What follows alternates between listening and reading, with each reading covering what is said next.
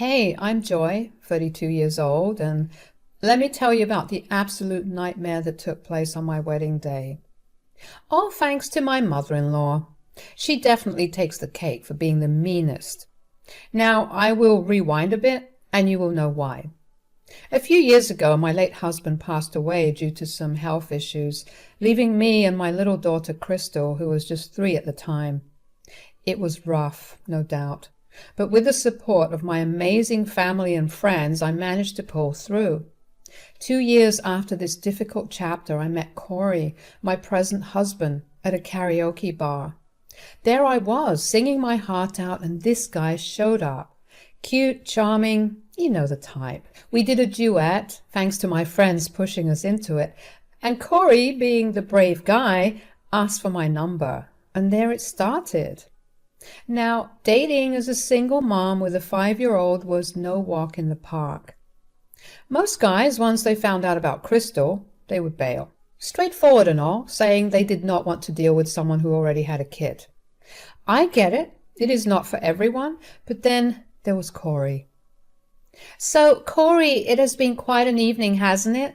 Your scientific stories are truly fascinating, but there is a matter on my mind. A little something to share. Oh, what's that? I hope it's not a confession of a secret life as a secret agent. No, not quite the secret agent revelation, but it is something personal. You see, I used to be married. Unfortunately, my husband passed away around 2 years ago, leaving me with a whirlwind of emotions. Oh, I'm genuinely sorry to hear that. I still carry his memory with me, but it is not just me he left behind. There's also our daughter, Crystal. Crystal? That is a beautiful name. How old is she? She's a delightful 5-year-old now. I'm laying this all out because, well, having a child might be a deal breaker for some, and I want to be upfront about it. A deal breaker? Are you kidding me? People have far stranger deal breakers. A 5-year-old is hardly an issue. I have enjoyed our time together. And knowing about Crystal doesn't change that. In fact, I would love to keep seeing you if you're up for it. Corey, that is genuinely heartening to hear. I'm definitely up for it. So there we were, a few more dates down the line, and everything felt like a dream. Corey, the guy with a heart of gold, suggested he wanted to meet Crystal. That threw me for a loop. I mean, it was a big step, letting someone new into my little family. I did not want to confuse Crystal, but I could see something real forming between us, so why not, right? It made me feel warm inside, and I told myself maybe, just maybe, this was the beginning of something beautiful. I decided to invite Corey over to my place. Figured I would cook up a nice dinner, nothing too fancy, just something homely. As I was preparing, Corey walked in with this gigantic present for Crystal. I was taken aback, in a good way. Hey, Corey, what is that? Thought I would bring a little something for Crystal. Oh, you did not need to do that. Wait, let me get Crystal. I called out for Crystal and she walked in. Crystal, say hi to Corey. He's Mama's friend. Hi, Corey. Hi, Crystal. I have a question for you. Do you like dolls? I love Barbies. Is that a doll? No, not at all. How about you open it and see what it is? Crystal, being the excited little girl that she was, opened the present. Oh my God, it's a dollhouse. Look, Mama. I have got a place for all of my dolls now. It's so huge. I'm glad you liked it. Crystal, what do you say when someone gives you a present? Thank you, Corey. Okay, why don't you spend some time with Corey while I finish up dinner? How about you get your Barbies and we can play with this dollhouse? Yay, we can finally play Barbie. I'll get them. The dinner with Corey went great. I was delighted to see him being so gentle with Crystal. She was fascinated to meet him, and they seemed to bond well. After that night, I realized how important it was for a male figure to be in Crystal's life, even though she knew about her dad going away because the angel took him, as I told her. Things were going smoothly, And then Corey invited me to his parents' place to meet his mom, Betty, and his dad, Max, for the first time. I left Crystal with the babysitter because I started getting nervous. It felt like being a teenager again, facing the in-laws for the first time. Even though I had been in this situation a fair number of times, in-law situations always gave me the jitters. "Mom, Dad, meet Joy, a wonderful woman I've been seeing. Nice to finally meet you." Yeah, Corey's always so hushed up about his dating life, never lets us meet his girlfriends. It's nice meeting you two as well. So, I have a few questions every mom would ask to check if the girl is good for her son. Mom, cut her some slack. She's already nervous. I don't bite. Fire away. Corey told me you've been married once before. Did you leave your husband or did he leave you? Oh, that was not the case. My husband passed away. Thank God it wasn't a divorce. That just only indicates how problematic people can be. Also, may I ask what you do for work? I'm a lawyer. Then you must be bringing in some good bucks, right? Betty, don't pry too much. I have got the right to ask. I'm Corey's mom.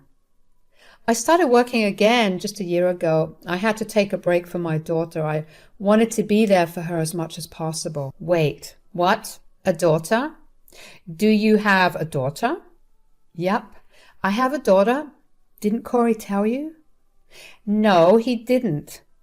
What I say might hurt you, but I am just looking out for my son. He deserves the best. Corey, haven't I told you how some women just want to trap you for money because they have ulterior motives? What if Joy here just needs you as an ATM for herself and her daughter? When you told me you were finally bringing a girlfriend home, I thought it would be someone youthful and full of life, not an old widow with some daughter. What a bummer. Mom, relax. This is why I didn't tell you. You always overreact. Yes, Joy has a daughter named Crystal, and I love them both. I love Corey, and I can provide for my daughter. I am not here for Corey's wallet. Would have been easier if your daughter wasn't in the picture, if I'm being honest. She belongs in an orphanage instead of being a responsibility to my son or any other guy in this matter, now that her own father is dead. Kids like this should be put up for adoption. I'm sorry, but you need to leave. This is a lot for a mother to take in. All right, let's ease up a bit. Let them finish dinner you made. Well, I think I will just leave. Crystal needs me before her bedtime anyway. Hey, Joy, please stay. I'm sorry about all of this. You know, after that disastrous meeting with Corey's parents, I was ready to throw in the towel.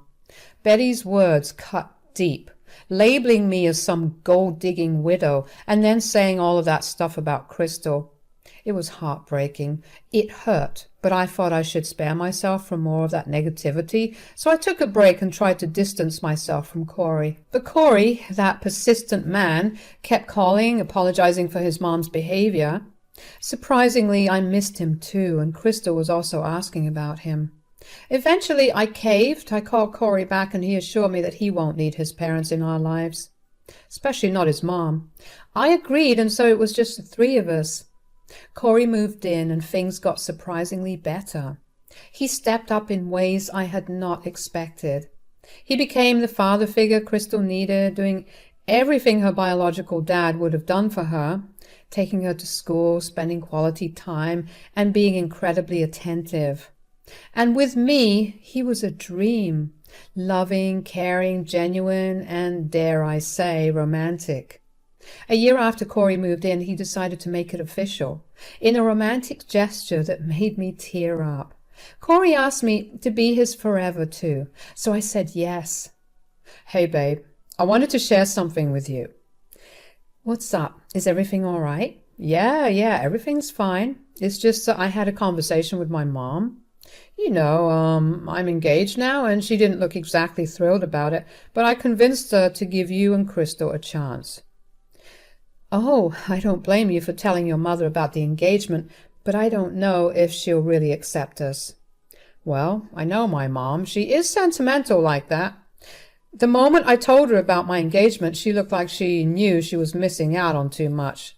Trust me, she could do everything and anything to be involved in my life. So I talked her into setting up a date so she could meet Crystal. I'm pretty sure meeting Crystal can change her mind. Look at Crystal. She's a joy to be around. Well, you are right. After all, they are your parents. You can't just push them away because of me. And if she is willing to give this a chance, I'll forgive her and give her a chance too. Thanks, babe. I knew you'd understand. I just want everyone to get along. So soon, Corey dropped the news that Mark and Betty wanted to visit our place, get a taste of our life, and finally meet Crystal. I agreed. I told Corey it was okay for them to come over. We were also knee-deep in wedding planning, 4 months left, and I was secretly hoping maybe I could change Betty's mind. She was going to be my mother-in-law, whether I liked it or not, and having Corey's parents at the wedding meant a lot to him.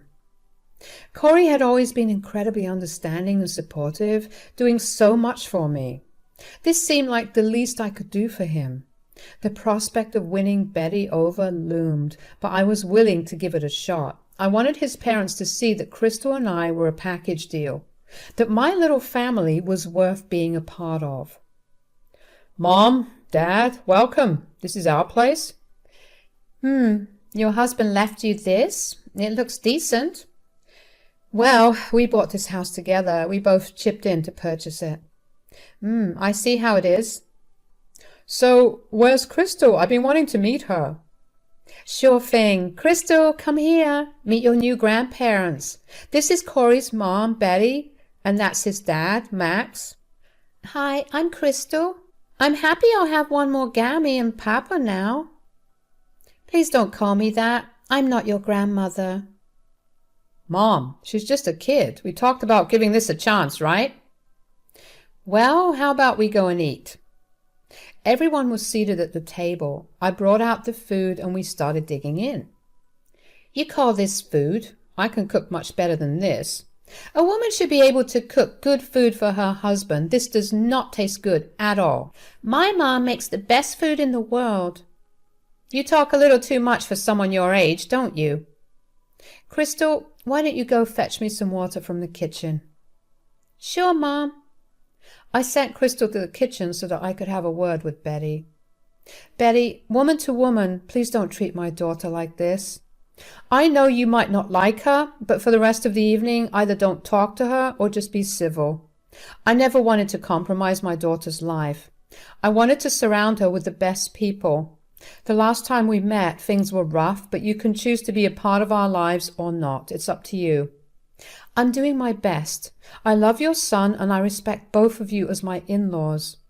I just ask for a little respect in return.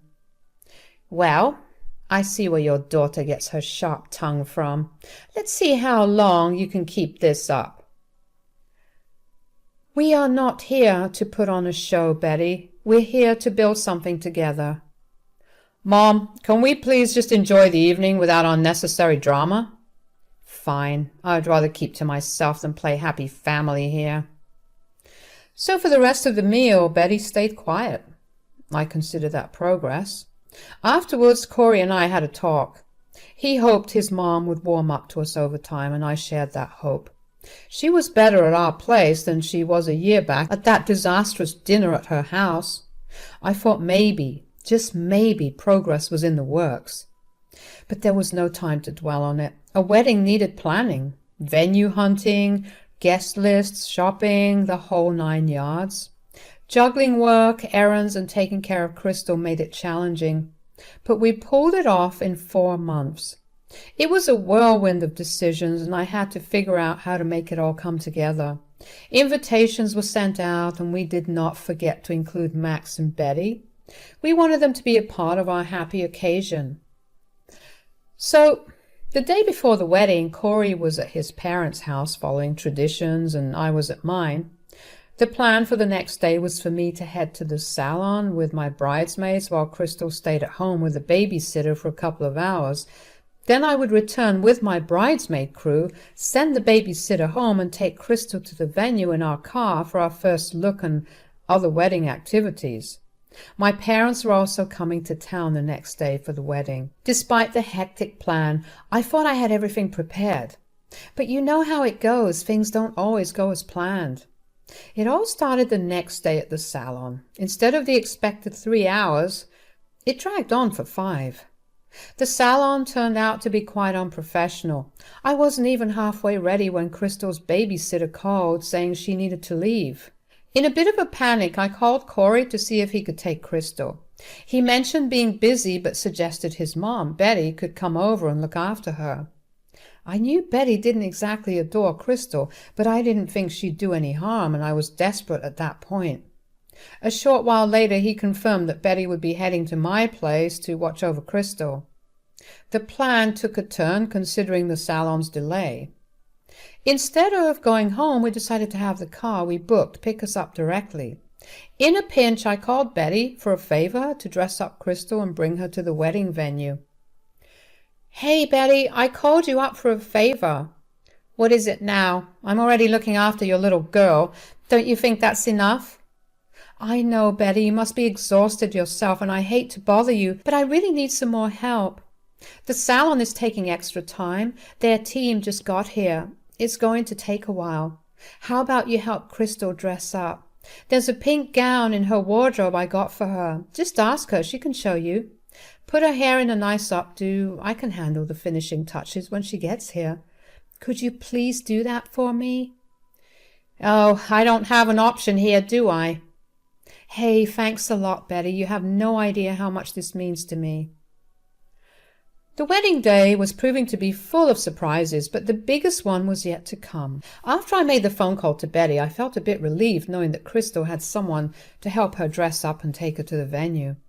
I had the next 2 hours to get my hair and makeup done before heading to the wedding venue, conveniently close to the salon. The pre-wedding jitters were setting in, but just then Corey's best man knocked on my hotel room door. I let him in, and he delivered the news that Corey needed to see me urgently, mentioning it was an emergency. Panic set in as I wondered what could be more important than our wedding. I rushed over to Corey's room, and when I opened the door, there he was, embracing Crystal, who appeared to have been crying. My heart sank at the sight, and fear crept over me. "Corey, what's happening? Crystal, honey, are you all right?" "Yes, I'm good now, Mama. I missed you." "You might need to sit down for this one." When I finished getting ready, I asked my best man to drive me to your place. I thought we could all go to the venue together so my mom would not have to go through the whole trouble to get a taxi. When I got there unexpectedly, no one was home. I tried calling Mom, but she did not pick up. So I video called Crystal on her tablet, and it was still at home. I had a bad feeling. And when I heard a faint scream and banging, I realized it was coming from the shed in your backyard. I found Crystal there, sweating and crying.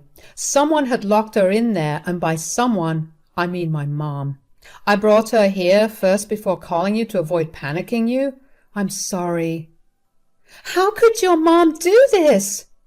Crystal could have been hurt. She might have passed out there. I should not have called Betty in the first place. This is all my fault. I'm so sorry, babe. Don't blame yourself. It was my idea to trust my mom with this. I shouldn't have suggested it in the first place.